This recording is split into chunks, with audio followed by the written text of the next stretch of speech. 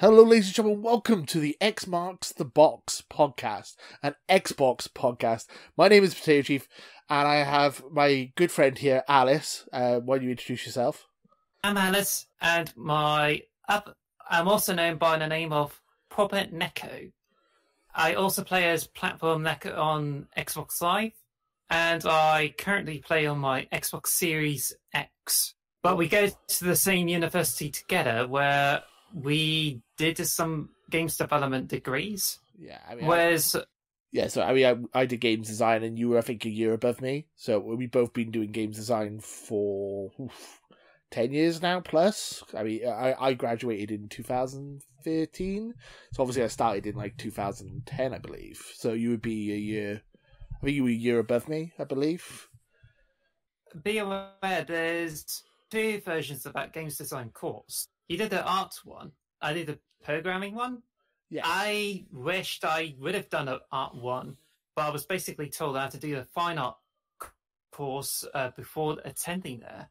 And to be honest, I think after what I experienced in the arts course, I was like, I should have done that. And which is why that when it comes to those teachers, I was told twice by them that I should have been on an art course.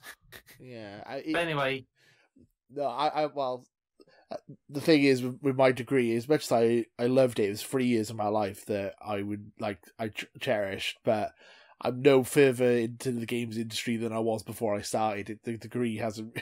I didn't really learn much about programming or anything. It was just a lot of fun, really, talking about video games, playing video games with people. It doesn't help that I basically just did YouTube all the time while I was in university, so...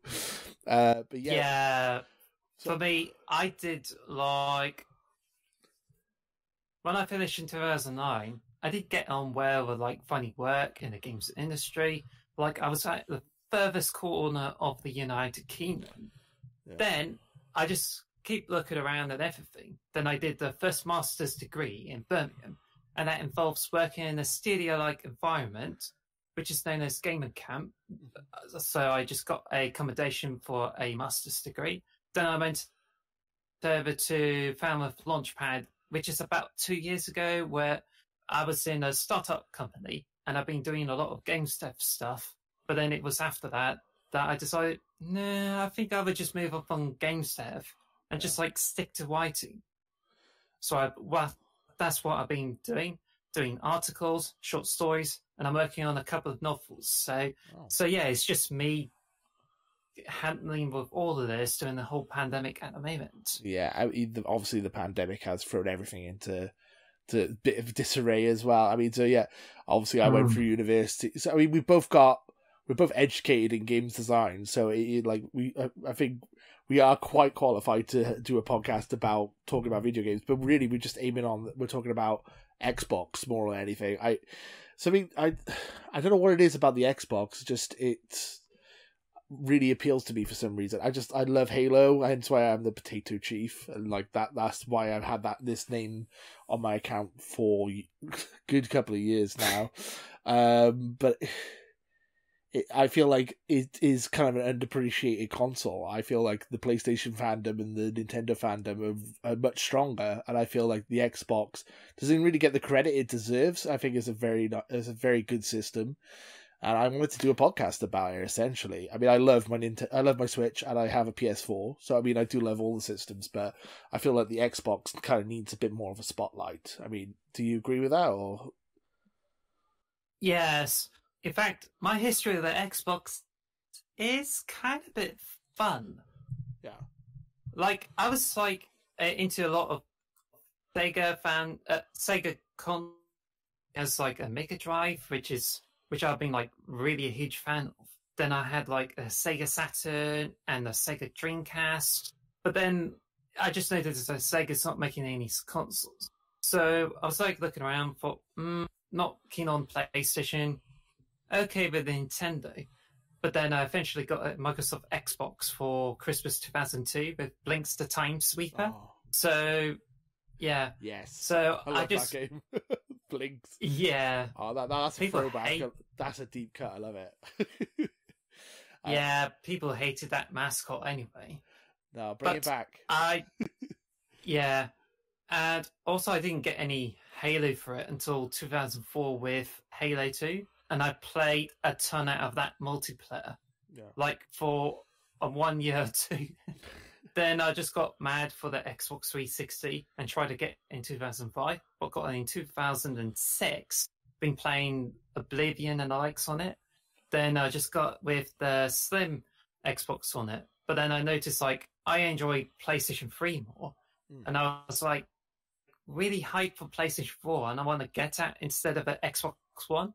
So I got that, been playing a few games on it, and I thought, no, I'm not 100% on the online stuff, because I feel that even though it's got the really good lots of games on it, the multiplayer, the online services on it are not so good.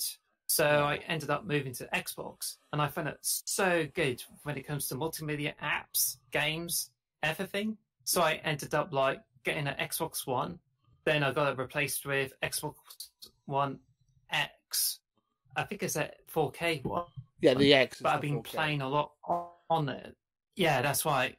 And then I just like got the Xbox Series X as one console, because I feel that it's got everything that I need, and it just fits under my TV when the PlayStation 5 doesn't, because it's so stupidly big.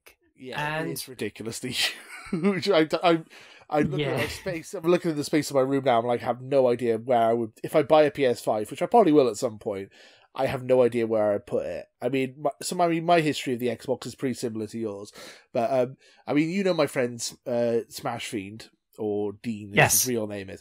Basically, he bought the Xbox original with Doom 3 and Halo Combat Evolved and Halo 2. And I would just go over his house every other night and just play Halo for hours and hours and hours and hours. And I was like, oh, I love this game. I would love to have my own Xbox. But I was financially, I mean, I was a kid. I didn't really have the money for it. I just had a GameCube, which didn't really have that much I wanted to play on it. But then when I got a bit older, I got to my teenage years, my now brother-in-law, at the time he wasn't, but now my now brother-in-law introduced me to Gears of War. I'm like, this is the most beautiful game I've ever seen in my entire life. It blew my mind. So then I was like, well, I have to buy an Xbox 360 now. I just have to. And then I just haven't looked back, really. I mean, the Xbox One had a little bit of a stumble at the beginning with all the DRM and all that, and that kind of put me off it, and I went to the PS4 briefly, but I've gone back to the Xbox pretty much as soon as Phil Spencer took over and he corrected course. I've been back on my Xbox, like, full force, and I feel like Game Pass is incredible, and it's just... I love my Xbox. I got the Series X as well, and I bought it day one, and I just couldn't contain my excitement. I was just very excited for it, and I'm getting on people's nerves now, because people will be talking about how much they want a PS5, and I'll just like going, but you need to get an Xbox with Game Pass and all that, just trying to convince them to change sides. And people have brand loyalty, which I honestly don't have brand loyalty. I just go for what I think is the better system, and I think at the moment the Xbox is the best system on the market, and that's why I'm Team Xbox at the moment. Yeah, I really absolutely believe like there's going to be people who are transitioning from PlayStation to Xbox, especially they got exclusives, the Game Pass. In fact, I think that many people are just hoping to get by with the PlayStation 5, but I think the trouble with it is the games and the backwards compatibility. No. But you hear me out. Eventually, when I stick with the Xbox platforms, I eventually sold my PlayStation 4 to my future brother-in-law. Right. Oh, I see. Okay. I've still got... I didn't get to... So I haven't bought another PlayStation in as a result, not even a PlayStation 4 Pro, and I got PlayStation 4 games like Line and Dust, but I do miss out on games like Overwatch and Alien Isolation.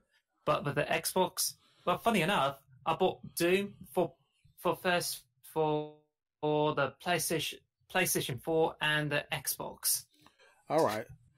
The 2006 edition. 2016 edition. Yeah, yes. The remake. Okay, yeah.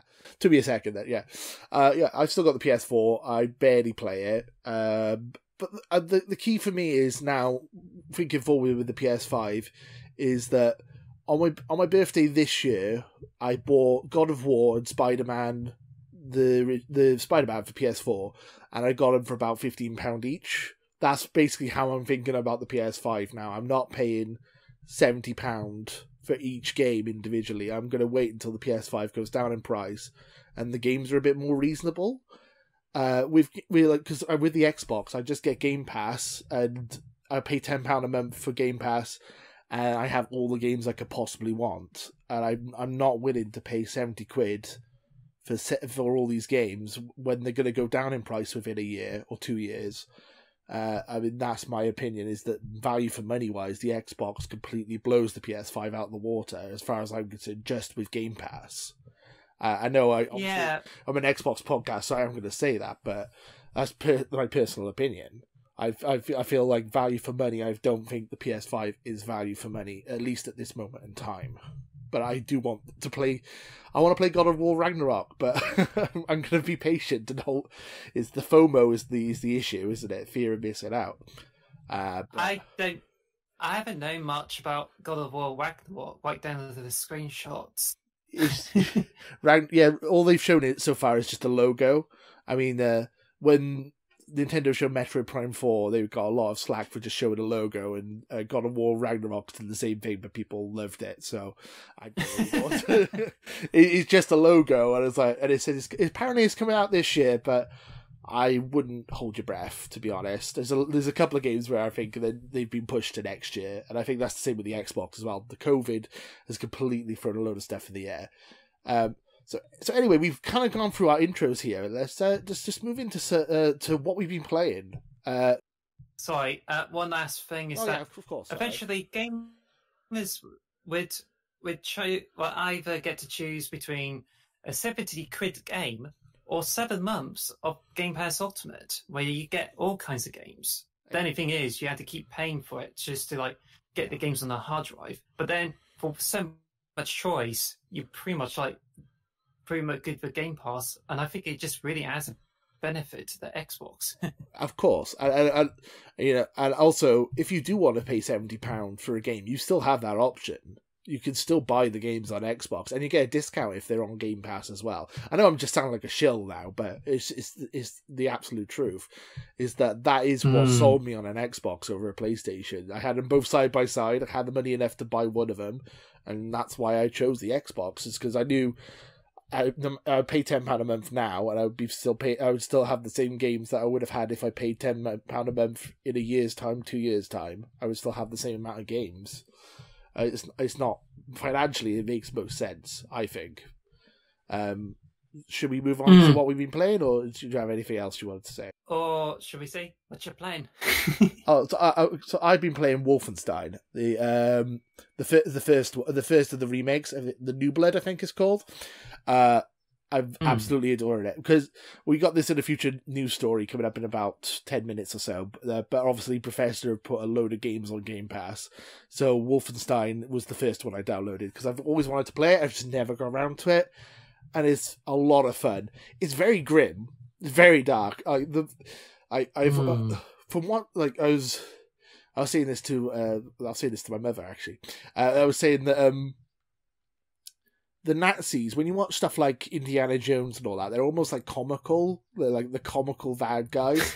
But when you play Wolfenstein, they are genuinely terrifying. Like, some of these Nazis in that game are like, I don't like this. This is really creeping me out. You're like psychotic and evil. Obviously the Nazis were, but it's like you kind of, when you see them on TV and stuff, they kind of almost become comical, because they make them like buffoons and stuff like Indiana Jones and like those type of films.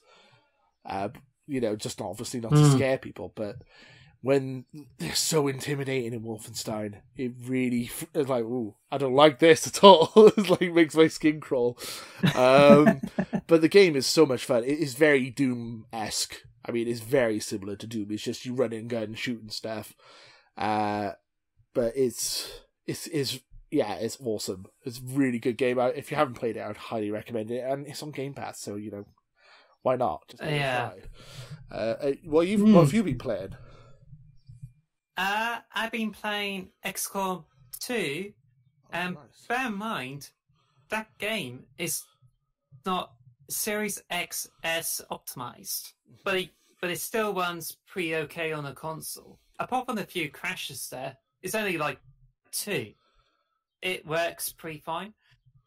And for what others are saying, that for those who played it on the Xbox One previously, they got improved loading times and they got a little bit more efficiency. But I just do feel it needs a compatibility update just to take advantage of its memory, 60 frames per second. Ooh. And I don't think it needs ray tracing because it just kind of looks all right as it is. Yeah. But it just earns that 30 frames per second on any version. I mean, it's possible. I mean, Xbox have been updating stuff with FPS boost randomly. They'll just pick random games to upgrade with FPS boost.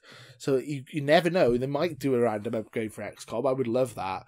I do love me some strategy games. I've played a bit of Gears Tactics and then Fire Emblem Three Houses. I need to play XCOM.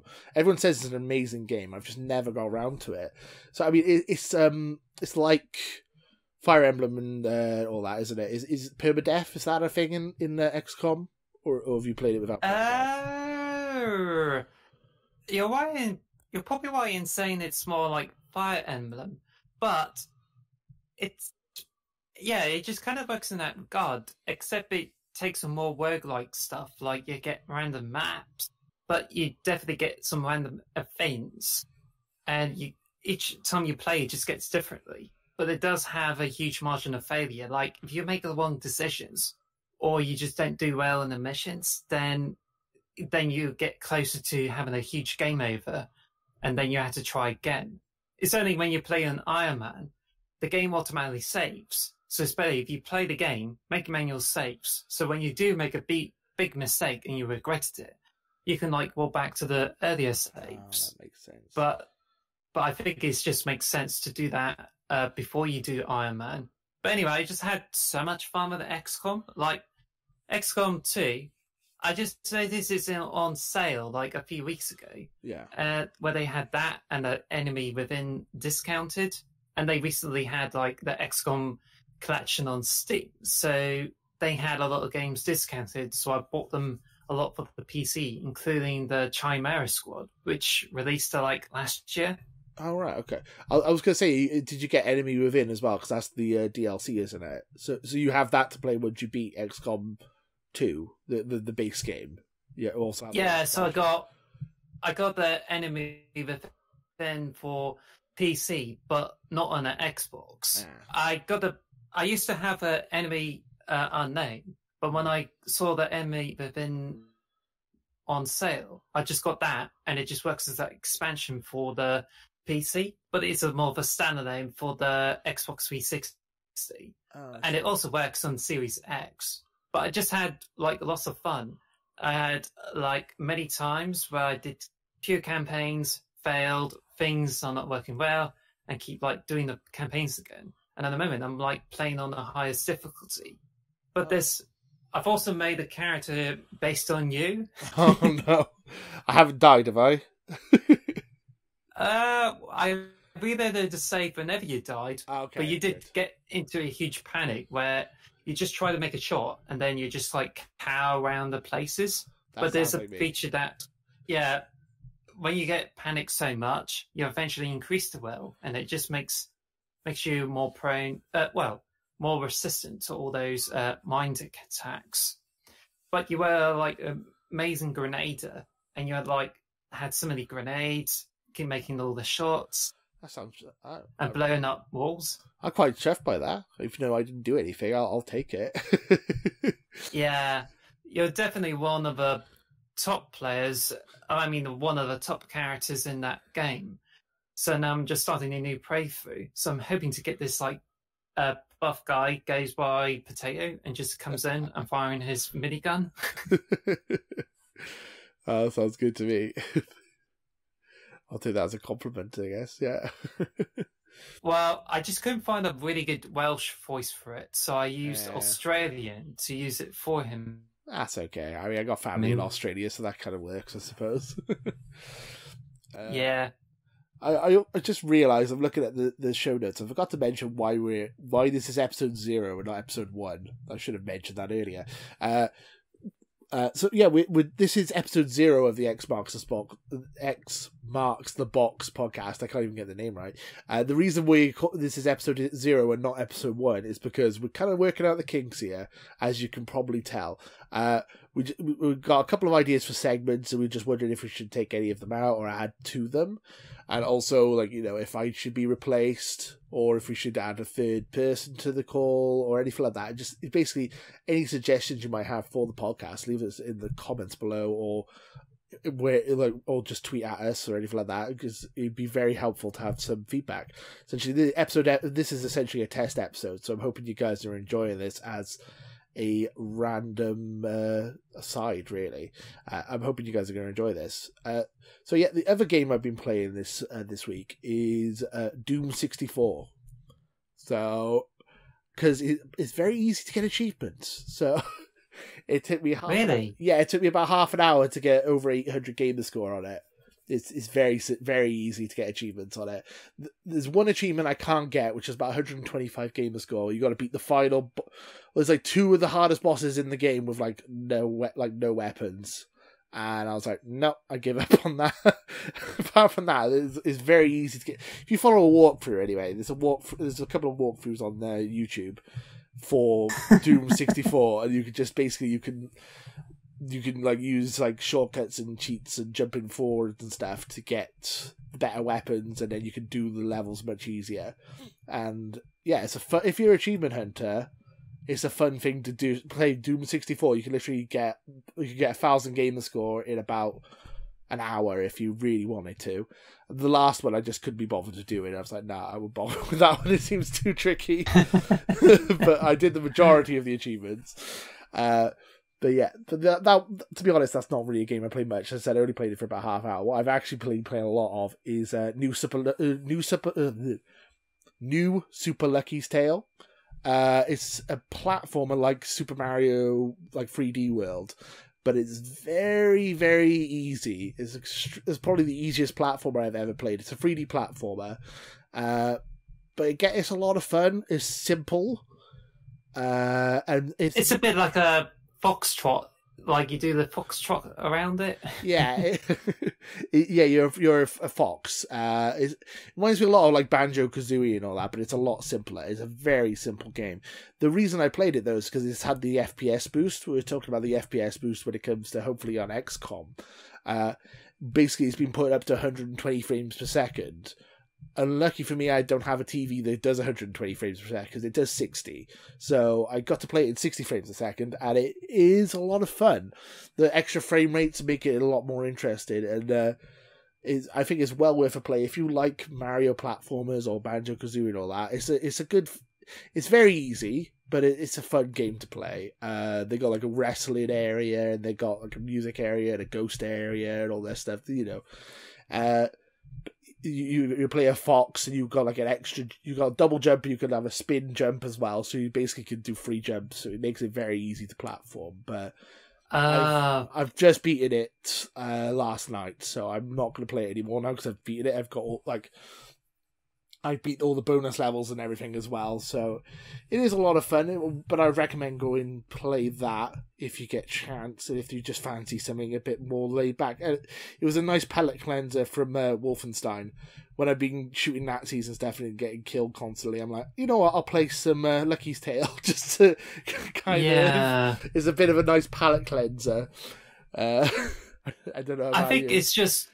Yeah, I think I've been like getting really interested to try new Super Lucky's Tale, and I thought I would probably like try out in the future. And I think for what you said about the 60 FPS boost, the TV I'm playing my console on, it can only do 1080p with 120 frames per second.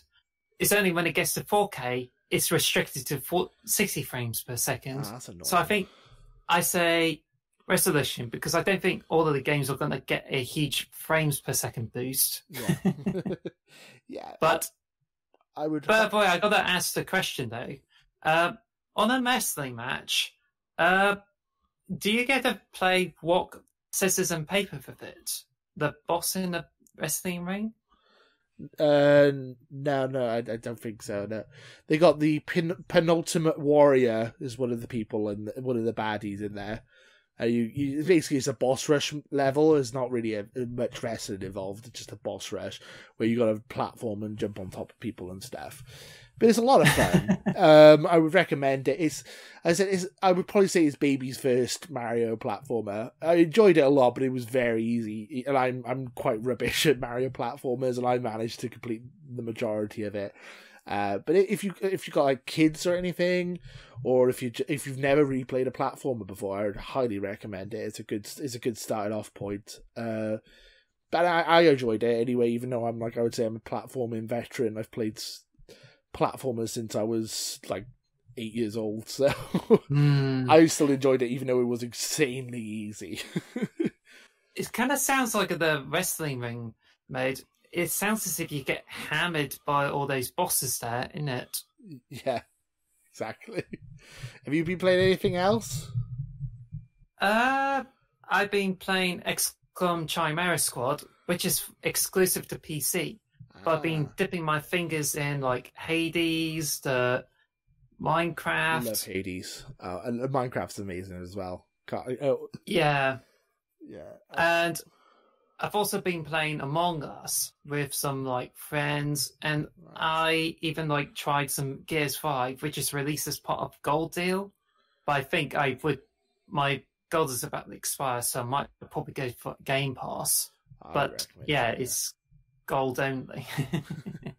I recommend getting Game Pass Ultimate if you can. Yeah, I mean, I was going to say as well that, you know, we are an Xbox podcast, but that does, you know, like Xbox themselves, we do include PC here, obviously, and obviously, as I said, I'm a massive fan of Nintendo and PlayStation, so, you know, I have been, not going to be honest, I have played a little bit of Ghost of Tsushima, but I didn't really want to bring it up. But it's possible to play PC games on your Xbox. Yeah, it's possible to play Stadia games on your Xbox as well. Did you know that? Google. Yeah, is it using Steam Link? Is it? You can use the browser on Xbox Series X, and you can stream Stadia games, which is kind of crazy. I'm hoping that means when Xbox brings out the browser app, you could play Xbox games on your PS5. That would be hilarious. I would find that so funny. PlayStation would not be happy with that. Well, yeah, it's just at the moment, what I discovered is the one way you can play PC games on your Xbox is via the wireless display app. But it's a bit of a finicky one where you have to use wireless on your PC, so I have to find a wireless adapter to put on it. But when I've been like trying to test the Windows on my Series X, it's got like some buffering bits, so I don't know there's a problem with it. So I'm hoping there's some way for me to like use Steam Link. I got it working on my iPad. It works much better than a wireless display. Yeah.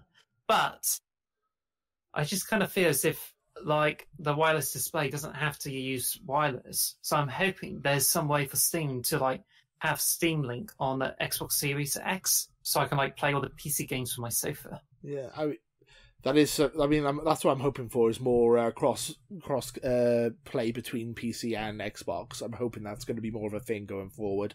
That like Xbox games will be more playable on, like maybe being able to transfer saves between the two would be brilliant, and then obviously being able to stream games across. I mean, I think that is the future. It's just it's taking a little longer to get there than what I would like to say. Hopefully, it'll be soon. So yeah, I mean, that's what we've been playing. Unless you had anything else you wanted to mention. Well, I think that's about it, because I haven't like played a lot of games. But I've been like sampling some games on the Series X. Yeah. And I've been using like Rocket League on the Series X. It's got XS optimized. and I managed to complete Bright Memory, got all the achievements, but it's just like a tiny slice of it, which I feel it's more like how do I put it? It's something you expect on the original Xbox more than the Series X. Yeah, I've played Bright Memory as well. I played it when I first got the Series X. It reminds me a lot of like Ground Zeroes, Metal Gear Solid. It's a 3 or 4 hour experience, but it's just essentially it's a longer demo where you can do more in it. But it's not nowhere near the level of hopefully the final product when it comes out. I've played that as well. It's okay. It's a bit short, and it reminds me a lot of Ground Zeroes from Metal Gear Solid. It's like a longer version of a demo, really. I might be worth playing if you want something to like a shooter or whatever to play on your console. I'm not sure if I would recommend it or not. I think it was okay. It didn't blow me away or anything, though, to be honest. I don't like to be negative, but I probably wouldn't recommend it, to be honest. I'd say get Game Pass and play maybe some Wolfenstein or Doom or something. There's plenty of shooters on there that, on Game Pass, to be honest, that you could save your money on. The main game hopefully will be much better, though. And it's made by one guy, so I can't be too harsh. The fact that it's made by one person is pretty impressive. So should we move on to the news? Sure. Yeah, so obviously the big news this week is Xbox has finally finished the purchase of Bethesda. It's been all over the news. It's $7.5 billion they paid for this, and it's been up in the air since I think it's the last 5 months. I believe this has been happening. I think the question everyone keeps saying is, are exclusives going to be exclusive to the Xbox? And I personally believe yes. That makes the most sense to me, is that all future exclusives are going to be exclusive to the Xbox. I mean, do you agree with me on that one, or no? Honestly, I absolutely feel that when Xbox gets Bethesda, then the Bethesda always stays on the Xbox platforms for a very long time. Yeah. I just think people are just really skeptical of it. But then it's just like seeing an argument of whether if the Capcom games are going to go over to the Master System when it came out on the NES only. Exactly. I mean, to me, it's pretty like clean cut to me what this means. It's like, I mean, Phil Spencer's quote. I've got the quote up here. If you're an Xbox customer, the thing I want you to know is that it's about delivering great exclusive games for you that ship on platforms where Game Pass exists. And that is our goal. I mean, I don't see how you could be like people. He said that there's going to be some games that are contracted to go to other consoles. So yes, we know about Deathloop and Ghostwire Tokyo. We know about those games. They're being contracted to PlayStation, and they're going to honour those contracts. And then we're not sure about Indiana Jones because obviously that's Lucasfilm. But I think after that, you shouldn't expect Fallout, the next Fallout, the next Elder Scrolls, the next Doom, the next Wolfenstein, the next Evil Among Us, the next Dishonored. You shouldn't expect any of them on a PlayStation console. As far as I'm concerned, that is done now. They've paid so much money for this. Why would you spend $7.5 billion just to sell it on PlayStation? It doesn't make any sense to me, to be perfectly honest. And for years and years and years now, for like the last 5 years, we have constantly heard from PlayStation fans that Xbox has no games. Xbox has no exclusives. They have no exclusives for Xbox. Why buy an Xbox that has no exclusives? That's constantly what we've heard. And this is Xbox rectifying this problem. This is them getting exclusives. So then to turn around and go, you should sell these games on PlayStation, it blows my mind. I don't understand it. And if it was Nintendo or PlayStation buying Bethesda, no one would question it. They would all be like, oh yeah, that's it. It's exclusive to PS5. It's exclusive to the Switch. That's it. It's done. But the fact that it's Xbox, they're like, well, Phil Spencer might sell the next Elder Scrolls on PS5. I think people are just on the 5 stages of grief, and they're all stuck on the denial part at the moment. I feel like the sooner you accept it, the sooner you'll be happier and just move on. It winds me up that I've listened to so many Xbox podcasts and PlayStation ones, and they all say maybe they'll be on the PlayStation. They go, this quote says this quote says this, but the quote I just read out, it says exclusive games that will ship on platforms where Game Pass exists. As far as I'm concerned, that is black and white. That's it. Phil has spoken. Can we stop arguing about this now? I feel like Phil has said that they're going to be exclusive. I don't understand why this is still an argument. I mean, do you agree? Yeah. All I can say about this is all the Bethesda games is going to end up on PC and Xbox. Yeah. So if anyone says like it's going to go to PlayStation, that's never going to happen unless someone has to come up with some exploit. But I think they're just probably expecting too much for them to try to please everyone, when the reality is that those games are sold to Xbox, so therefore it appears on PC and Xbox systems. So if they want to play Elder Scrolls, Doom, or Wolfenstein, they have to get the Xbox or get it on PC. End off. Exactly.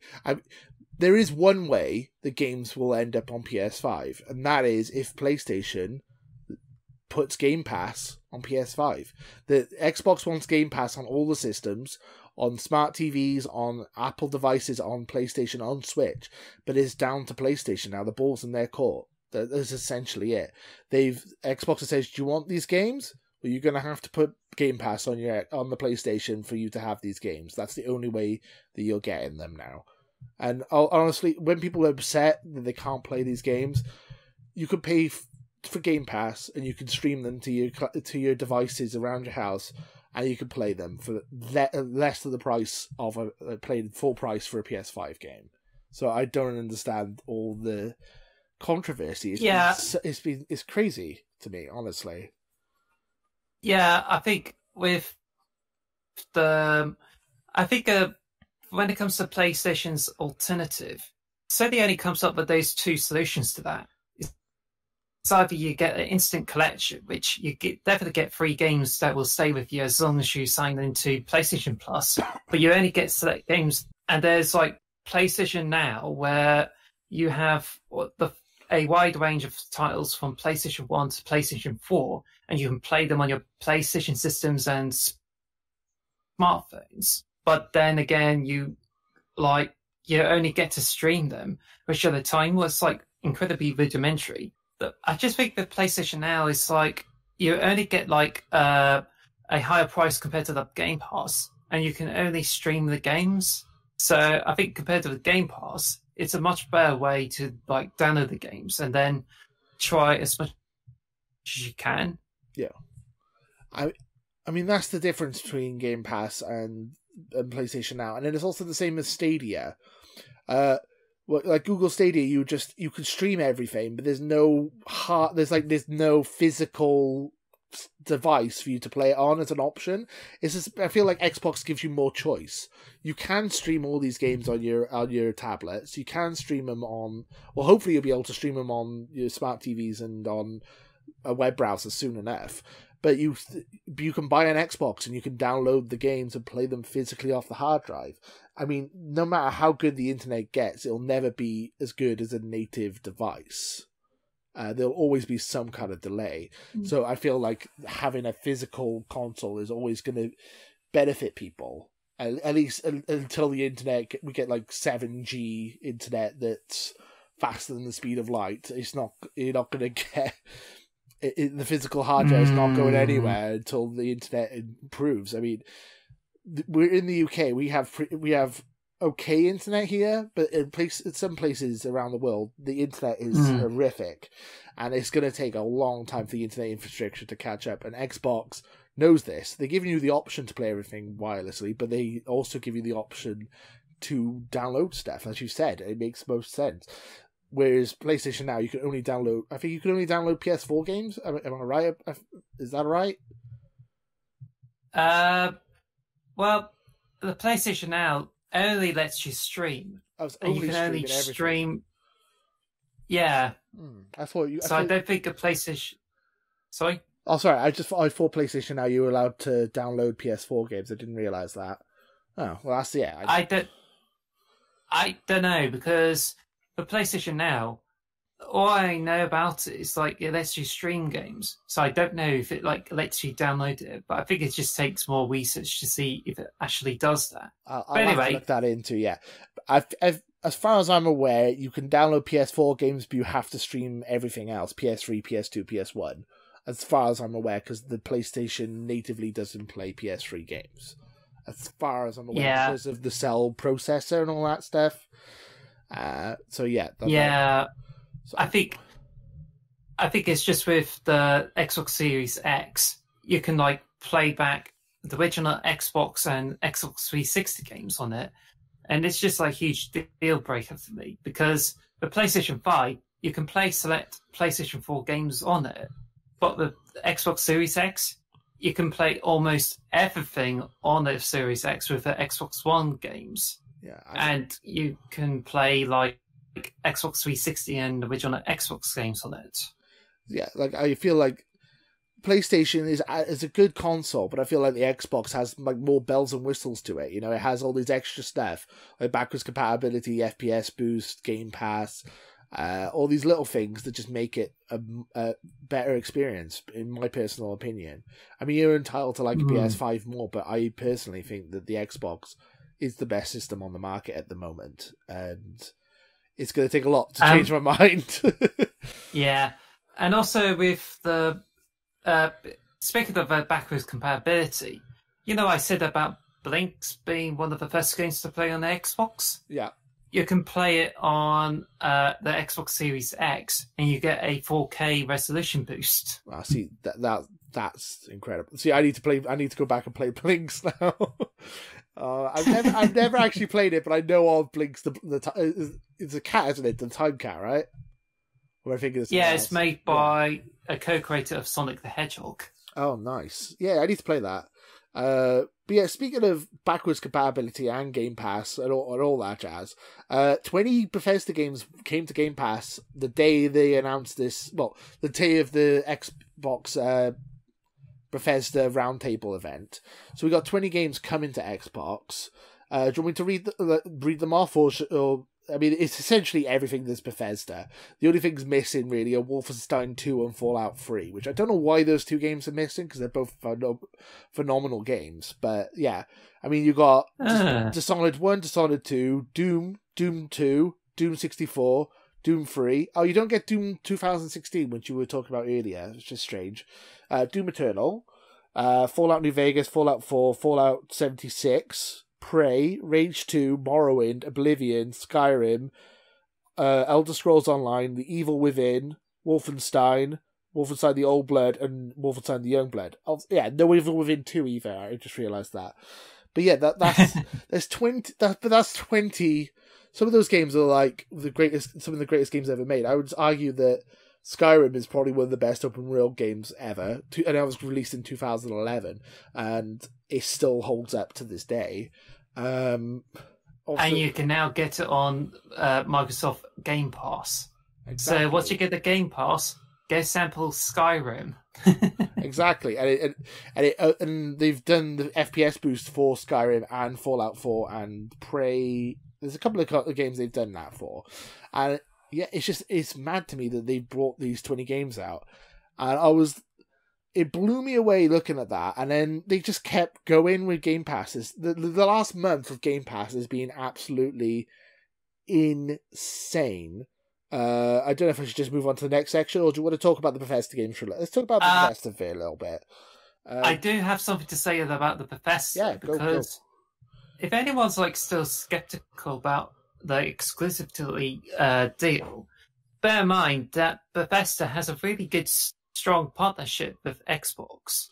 Oh, for sure. I mean, Morrowind was exclusive to the original Xbox, and then Oblivion came out first on the 360, and then Skyrim never ran well on the PlayStation ever. It had all these technical issues. Yeah, that's why, and that's my argument, is that while they run smoothly and it plays great on the Xbox systems for Skyrim and Oblivion, the PlayStation 3 versions, and I don't know if it's the same for PlayStation 4, but these games do not run very well on those platforms. I mean, watching the roundtable. Did you see the roundtable, the Bethesda roundtable event? I saw I think it was about two-thirds of the way in. Yeah. But they did said about how they developed the game over to the Xbox first, because they find the Xbox platforms to be much superior, and they like the architecture compared to the PlayStation platforms. I mean, they all seem to be really friendly with each other there at Bethesda and Xbox. They seem like they're best friends, essentially. This is just like them just going, you know what, let's just work together now. It doesn't feel like... I know it's a massive corporate merger, but it doesn't really feel like that. It feels like a group of friends just meeting up and hanging out and just chatting about video games. It was a really surreal thing to watch. Like they were calling each other out for stuff. They were talking about how Fallout 76 was a complete train wreck, but they called Phil Spencer to try and get it fixed, and they got people from the Xbox team to try and help fix Fallout 76. And I've heard they've had stories like this before where they were talking about how Morrowind wouldn't run properly, and they had people from Xbox helping set it up. I mean, they seem like they're good friends, and they've always talked to each other about optimizing games for the Xbox systems. And I feel like it's a natural fit for Xbox. I mean, when I first did the Bethesda deal, I thought this seems a bit strange, because Xbox just got Obsidian, and they got a couple of other Western RPG people, and basically a lot of the exclusive, Avowed looks like Skyrim. Essentially, they've already kind of got a Skyrim game coming exclusive to Xbox, and I felt like they already kind of had the Bethesda kind of feel to them. But now after watching that roundtable, it does feel like they kind of naturally fit together. It's very interesting to see that they work together quite well. I do feel like Xbox still has some gaps in their catalogue that they need to work on. I think that is true. But I think this is a nice fit for both the companies. Yeah. I mean, we are a glutton with Western RPGs and shooters. Right. We got so many shooters on Xbox, it's ridiculous, and so many Western RPGs. We got Fable, Avowed, and then we got Skyrim, Fallout, Starfield. It's just it's mad. It's going to be so much Western. If you want to play a Western RPG, I'm sorry, you're going to get an Xbox. The only Western RPGs you can get now are CG Project Red ones, like Cyberpunk. You can't get Cyberpunk on PS4 because they haven't brought it back on the store yet. So. Yeah, it's mad. I mean, I suppose you've got the Mass Effects and Dragon Age, but that's about it, really. You mean the EA stuff? Yeah, I mean, and EA play Game Pass as well. So, if you want to play Western RPGs, I feel like Xbox is now the home of that. I mean, I don't see how. I feel like PlayStation needs to come. They need to make a studio that can make those type of games, or they're going to be missing out sorely. Given the relationship between Bethesda and Microsoft, it only makes sense for them to be working together. Yeah, you remember when Rare used to make stuff on the Nintendo, and then they just work with, say, Microsoft now? Just imagine how we felt about it when they just sold. They definitely work on Banjo and over to Xbox. Yeah, I mean, I'm hoping that the transition of Rare to Xbox. I'm hoping that the Bethesda deal's not going to be like that, because it kind of Rare's not really been the same company since they joined Xbox. I mean, Sea of Thieves has been great, but they were Rare were knocking out hit after hit after hit after hit when they were in Nintendo, and then as soon as they joined Xbox, they slowed down a bit. I mean, Viva Pinata is a good game, and Sea of Thieves, but now I mean, Bring back Banjo. That's what I want. Nuts and Bolts wasn't great. We want a new Banjo. You know. I think just don't wait. Get your hopes up, because I think they just like experimented with the third Banjo title for Xbox 360. But since then, they work on Kinect games. Kinect didn't work out, and now they're just working on Sea of Thieves. And I think that's pretty much where today, and not the where for the old days when they made Battletoads for the Sega Mega Drive. I mean, they're making Everwild at the moment, which looks good, but I just don't really know what it is. It looks like it might be like a 4-player version, like Breath of the Wild, I guess. I mean, that's my best guess, is that it looks like a 4-player co-op version of that. But I'm really excited to see that. We kind of got a little bit off track here, so maybe let's try and go back into let's talk about what's been going on with Game Pass, because after the 20 games dropped on Game Pass, you would think, well, that's it, they're done for the month. But no, they just kept going. Outriders is coming to Game Pass, which is a massive shooter from Square Enix, made by the people who made People Can Fly, who made Bulletstorm. I believe they also did the Gears of War Judgments, which is like a spin-off. But yeah, it looks like it's a massive shooter coming day one to Game Pass. It is a games as a service type of game. So, like, think Destiny or The Division. And it's coming day one to Game Pass. So there's a lot of people who are paying £70 to play this on PS5. And now everyone on Xbox is getting it for, well, not free, but they're getting it for Game Pass. So it's essentially free if you have Game Pass. Yes. I downloaded the demo and I never played it. I need to go and give it a shot.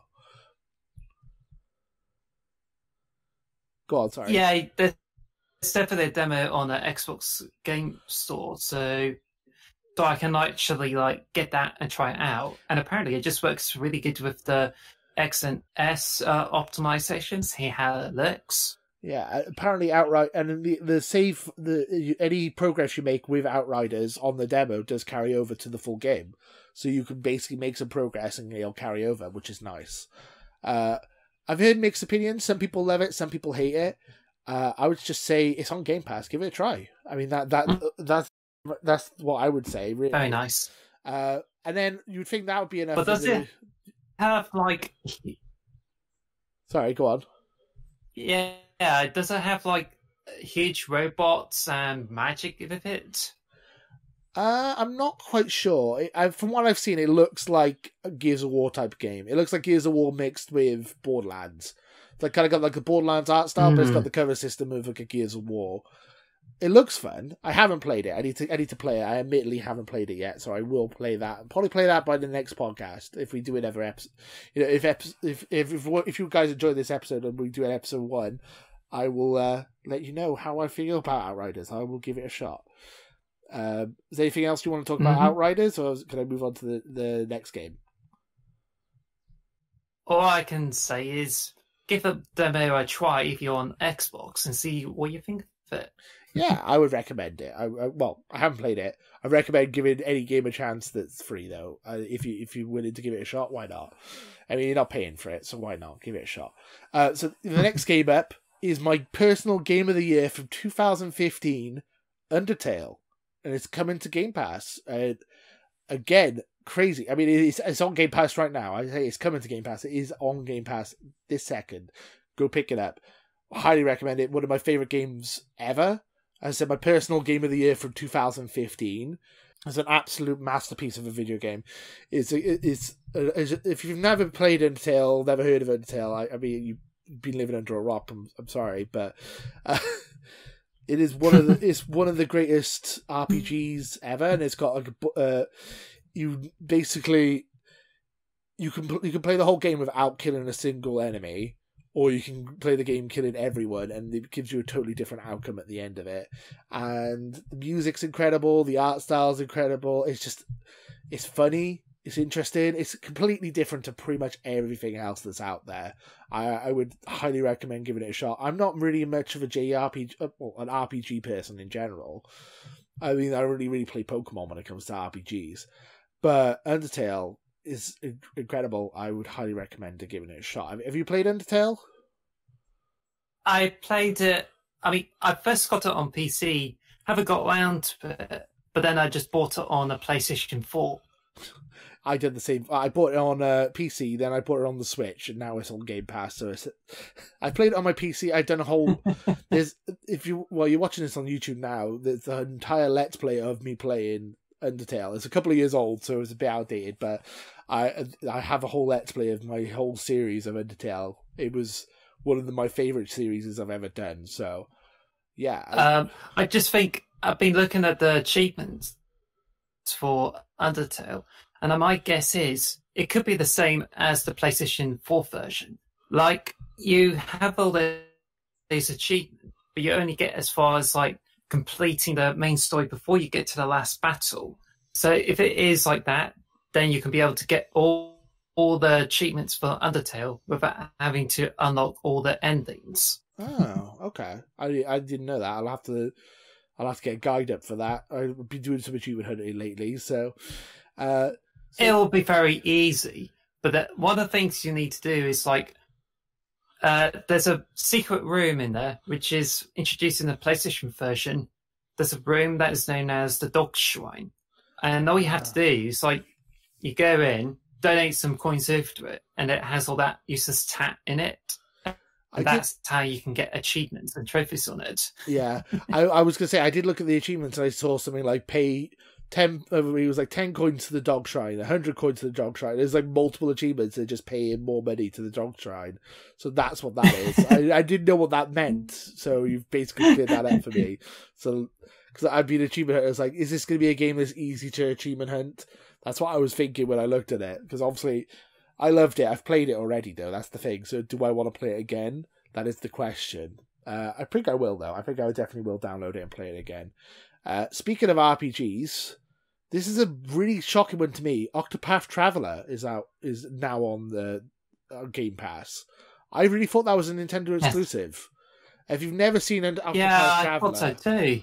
If you've never seen Octopath Traveler, it's a gorgeous game. It looks like a 16-bit Super Nintendo game, but in like a 3D environment with like proper lighting and graphics. It's very strange look, but it looks incredible.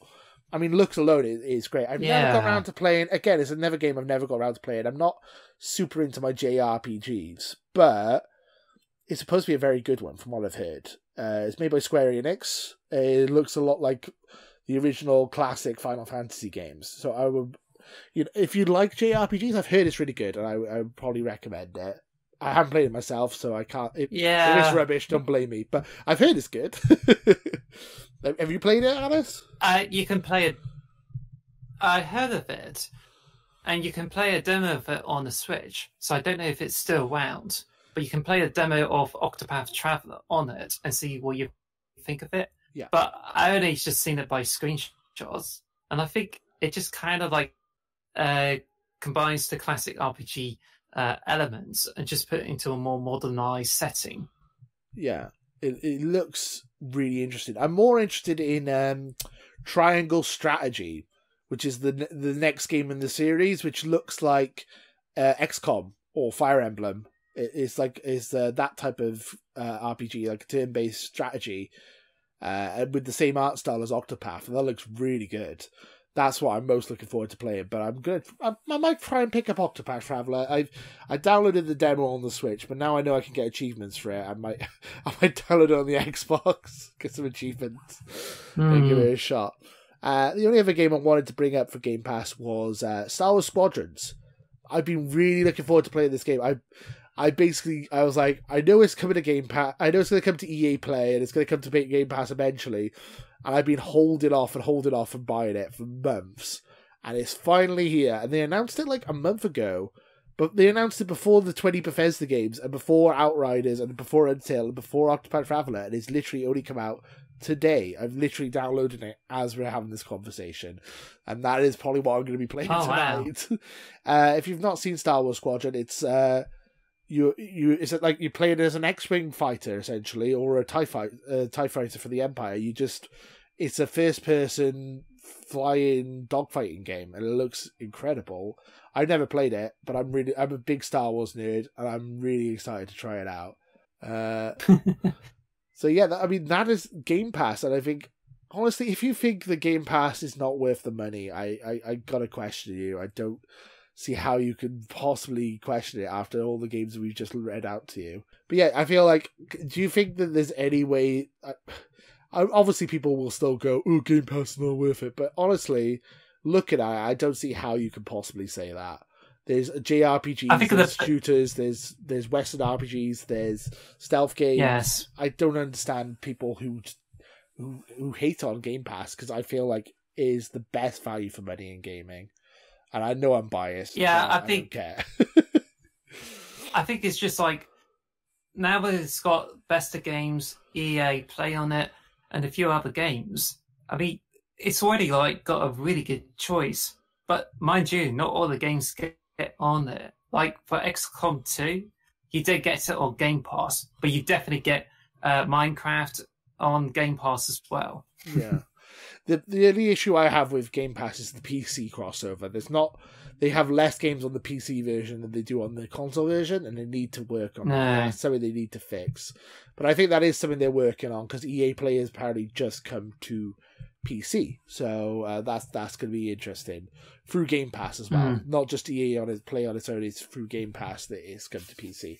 So hopefully that means there are more games for the PC cloud, because we are an Xbox podcast, but as I said previously, we are also PC as well. So, we're hoping that we just want everyone to play the games on Game Pass and everyone have a good time. So yeah, that's it for the news today. We're coming towards the end of the podcast now, but I just we got our final segment. This is the Game Pass Book Club. So the idea of this part of the show is that we come up with a game that we both play, and also you, the audience, play, and we all discuss it, essentially. Because we're on episode 0, we're only going to do this one for a one-off, but going if we continue the show, we'll be doing Game Pass book clubs for over about a month, essentially. We'll find games that are longer, and maybe even do some kind of spoiler cast, essentially, when we beat the games after a month of playing them. I mean, that's the idea anyway. But for this month, I thought we'd do something this week. I thought we'd do something quite fun. I thought we would play Skyrim, the 2011 classic that has been updated now with frame rate boost. I thought we would download some Skyrim, finally, just play some. I mean, are you excited to play some Skyrim, or is I am. Skyrim, I played it way back in 2011, and I got it on PC. I've been playing on it, and it's really different compared to Oblivion in terms of quests. But I think there's really interesting surprises with it. The only thing is, got a weird UI stuff. That whereas Oblivion has a more medieval style to it, and Lord of the Rings, I like that style so much. But in Skyrim, it's they tried to make it look alright on the console, but I think it just kind of borrows a lot from the Fallout games. But I heard it's actually been prepped, and I think it's got mods for Xbox as well. Does it? I believe so. Yeah, I believe it is part of the mods. If I'm wrong, let me know in the comments below. But I believe it does have mods on Xbox. Yeah, as I said previously, it's one of the 5 games that have been FPS boosted as well. So it's essentially like playing a new game. It's going to be 60 frames per second with res visuals and stuff like that. And it's now on Game Pass. It was dropped within those 20 games, and yeah, I thought it would be a fun game to play. We're not expecting you guys to beat the whole game within the week. It's just essentially we want to see if we have any funny stories coming out of playing some Skyrim. I love this game a lot. It's the first real Western RPG that I got into. The first real fantasy. I'm not super into fantasy, and it's one of the first fantasy games I really got into as well. And I'm really intrigued to see how it's aged, and if it's aged well. And I'm hoping the FPS boost is really going to help with it. So, I mean, if you guys want to play along with us, if you want to play along with us, comment below. And, we'll discuss it more next week, how we feel about it now. Has it aged? It's a 10-year-old game. Has it aged well? Is it aged badly? Is it good? Is it bad? Would we recommend you keep playing it? Or would you think we should delete it off our hard drives after playing it for a week? I mean, that's all the questions we're going to basically discuss next week. Have almost like a mini spoiler cast about Skyrim. And I hope you guys are going to enjoy that. Yeah, is there a hashtag for that on Twitter? Because I think a lot of people would be using Twitter to answer questions as well as YouTube. Yeah, I mean, if you just put hashtag X marks the box, that will be our hashtag. If you want to just hashtag everything with that, we will see all your messages that way, or just at Potato Chief on Twitter as well. That's also an option. So or you can, as I said, you can leave a comment in the video as well. That's another option. Just play along with us. It's going to be a little bit of fun. And as I said, it's our book club. We're going to try and do this every week. And going forward, we'll probably have month-long book clubs where we pick one game and we go back to it week on week and just discuss how we've got on and how we've enjoyed playing it again. And just to see how it goes, really. And maybe have like a mini spoiler cast on week 4. So that's essentially the idea of it. And we wanted to also pick Game Pass because then you guys have a better chance of playing it and having access to it. So, I mean, that's the idea of the book club, and I'm hoping you guys are going to enjoy it. If you don't like the book club idea, we'll try and come up with something else, but I thought this would be a fun idea for us to do. You up for playing some Skyrim then, Alice? Yeah, I just think I haven't played it for years because I've done a few quests on it, but I've also look, you have mods where any dragons you kill, you get currency to get more perks with it. And there's also like a huge graphical mod where it gives you lots of graphics on it, like bokeh, depth of field, and improved visual effects, which predates the games that comes out on the Xbox Series X. Yeah. But it just didn't run so well back then. I think I would be willing to give it another visit, traveling on the back of a mine. Well, I mean, some kind of horse cart, and then rediscovering the beginning, and need to. So something I might actually get a Game Pass and try it on Xbox to see how it goes, because so far Xbox Series X is such a beaut. I've been playing it on hours on an Xbox One game that's played on Xbox Series X. Exactly. I'm really excited to go back and play it. I mean, I've got Skyrim on the Switch, I got it on the PC, I got it on the Xbox 360, I got it multiple times. But I've never really got that far into it. I just end up messing about for a couple of hours. And I enjoy it immensely. I had the mods you were saying about visual mods, I had that. I also had the infinite backpack because of getting overclumbered all the time. And I would just sell knives to the locksmith, and it would make you basically rich. And essentially, I broke the game on PC because I had so much money and stuff, and it just kind of got boring then. So I'm going to try and play it properly this time, and I'm not going to cheat. I'm going to just play it properly, and we're going to hopefully make some progress with the story, because I never really got that far into the story. So I'm hoping to not get distracted and beat the story. Maybe not beat the story in a week, but get a little bit into it, I hope.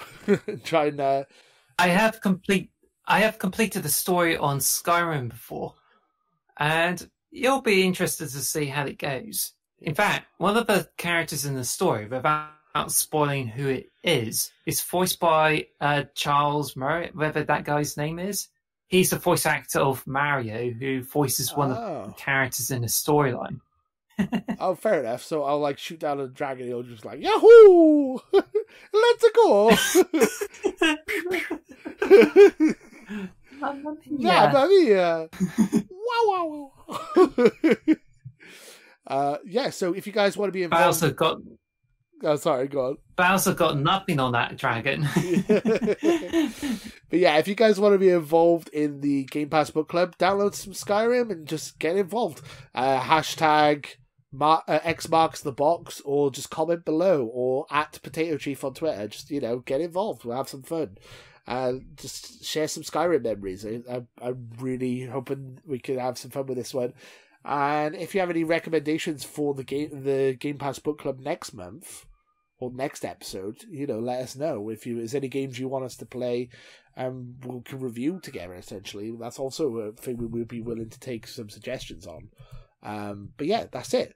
We're pretty much done with the show today, unless there's anything else Alice wanted to talk about. Yeah, just be careful when you ask which recommendations you can go for that book club, because it's got loads of small indie titles on the Game Pass, or some a lot of obscure ones.